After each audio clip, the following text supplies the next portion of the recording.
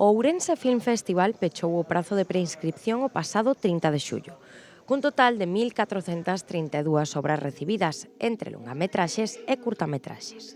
As que superen esta fase formarán parte da sección oficial internacional e sección oficial Panorama Galicia.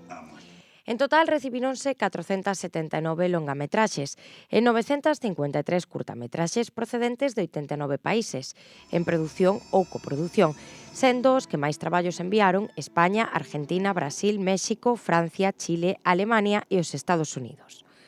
Como curiosidade, cabe destacar que tamén se inscribiron obras de países que xeralmente contan cunha baixa produción cinematográfica, como Xordania, República Dominicana, Cabo Verde, Palestina, Qatar, Nicaragua, Bolivia, Estonia, Honduras, Mozambique, Taiwán, Malasia, Singapur, Vietnam, Líbano, Filipinas e Armenia, entre outros, e de países que anteriormente nunca participaran de ningún xeito no festival, como a Cidade do Vaticano e Nepal.